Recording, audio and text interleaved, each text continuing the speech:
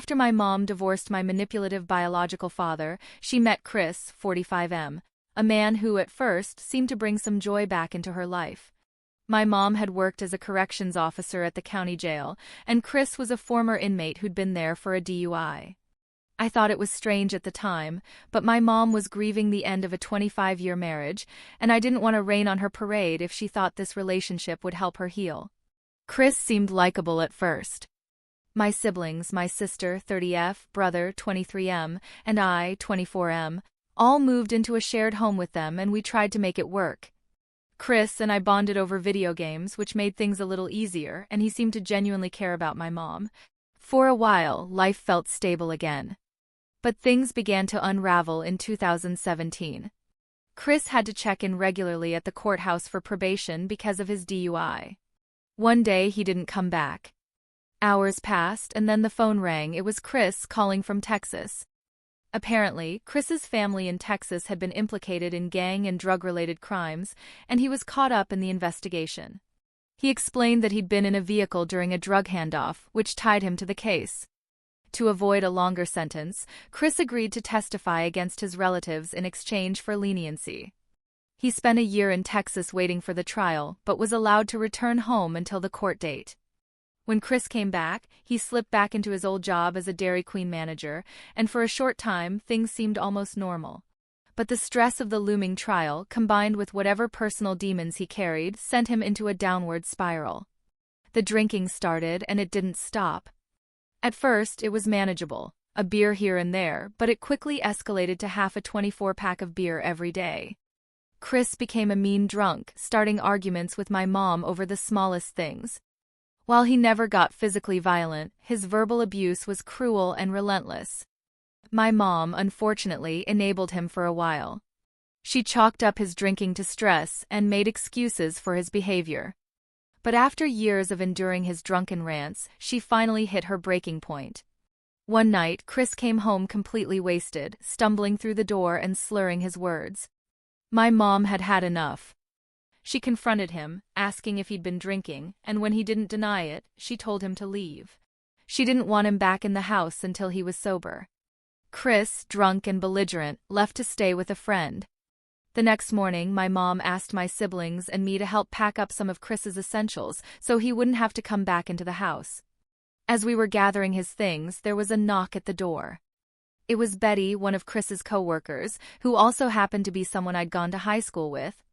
Betty asked to speak to my mom privately. She seemed hesitant but said it was important. We sat nearby, pretending not to eavesdrop, but it was impossible not to overhear what she was saying. Betty revealed that Chris had been cheating on my mom with a woman named Darla, 40F. She went on to explain that Chris had been sneaking Darla into the Dairy Queen, where they engaged in sexual acts in and around the workplace. Betty had caught them more than once, and when she confronted Chris, he threatened to fire her if she told anyone. To make matters worse, Darla was pregnant, and Chris was apparently thrilled about it. Hearing this, my mom's anger boiled over. She told us to pack up all of Chris's belongings, not just his essentials, and dump everything outside. By the time we were done, every trace of Chris had been removed from the house and piled in the alley behind our home. My mom then called Chris to confront him. To no one's surprise, Chris confessed. He admitted to the affair and even told my mom he was happy Darla was pregnant because it meant he'd finally have a child of his own. He refused to apologize, doubling down on his actions instead. My mom was furious but composed. She arranged for Chris to pick up his belongings from the alley, with an officer present to ensure there were no further issues. It seemed like that would be the end of it, but my siblings and I weren't satisfied. My mom was ready to wash her hands of Chris, but we wanted to make sure he felt the full consequences of his actions. My siblings and I decided Chris wasn't going to get off that easy. If he wanted to betray our mom and act like a complete dirtbag, then he'd pay for it. Our first step was to call Chris's workplace. The Dairy Queen franchise he managed was owned by a family friend, someone we knew would take this situation seriously. We informed the owner about Chris and Darla's inappropriate behavior on the premises, detailing the times they'd been caught engaging in sexual acts. The owner was shocked and furious. Within days, Chris was fired and barred from working at any of the franchise's locations. To add insult to injury, Betty, Chris's co-worker who had exposed his affair, was promoted to his former position as store manager. We heard she did an excellent job running the place after he left. Chris, now unemployed and without a home, moved in with Darla in a nearby town about an hour away. It wasn't long before we learned he'd started working at another Dairy Queen there. Determined not to let him escape accountability, we reached out to the owner of that location as well. Unfortunately, it took longer to get results this time since Chris wasn't engaging in the same inappropriate behavior at this new job. Still, after a thorough investigation, the owner let him go, citing concerns about his character and past actions. By this point, Chris was spiraling. He began driving around our neighborhood, clearly stalking my mom and our family. It wasn't hard to spot him. He was driving Darla's car, a vehicle we all recognized. The problem was, Chris still didn't have a valid driver's license.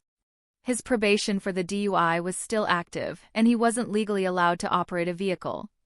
We contacted the police, providing them with the car's details and letting them know that Chris was driving without a license. It didn't take long for him to slip up. A few weeks later, the police pulled him over in our neighborhood. Not only was he driving without a license, but he was also intoxicated. Chris was arrested on the spot. Things got even worse for him when the police conducted a search of the home he shared with Darla. They found several firearms on the premises, a direct violation of the law for a felon like Chris. These charges tacked on additional jail time, and by the time he was released, it was just in time for him to be sent back to Texas for his family's trial. While Chris sat in prison, Darla gave birth to their son. However, she quickly realized what kind of man Chris truly was. She cut ties with him and sued him for child support, ensuring he'd face even more financial struggles upon his release. Chris's downfall was complete. By the time he was released from prison in Texas, he was left with nothing. Darla had cut all ties with him and successfully sued for child support, ensuring that a large chunk of whatever money he managed to scrape together would go toward raising their son. When Chris tried to rebuild his life, it was an uphill battle. With a criminal record, no job prospects, and mounting debt from child support, he struggled to stay afloat. He eventually moved to Kansas, far from anyone who might still know him, and has been fighting a losing battle against his own poor decisions ever since. As for my family, life moved on in the best way possible. My mom met a new boyfriend who treats her with the kindness and respect she's always deserved. My sister and brother have moved out and built lives of their own, while I stayed to help my mom renovate her newly purchased home. Reflecting on everything, I'm glad we didn't let Chris walk away without consequences. He thought he could betray our family, disrespect my mom, and escape unscathed, but his actions caught up with him. The revenge wasn't about malice. It was about ensuring that he faced the reality of his choices. To this day, my mom burns any letters Chris sends her, refusing to let him worm his way back into her life. She's stronger and happier now, and we've all grown closer as a family because of what we endured together. Cheaters and manipulators may think they can act without consequences, but truth has a way of catching up. If you're dealing with someone toxic in your life, don't hesitate to take steps to protect yourself and hold them accountable. For more stories about resilience and standing up to injustice, subscribe to my YouTube channel. Let's share, learn, and grow together.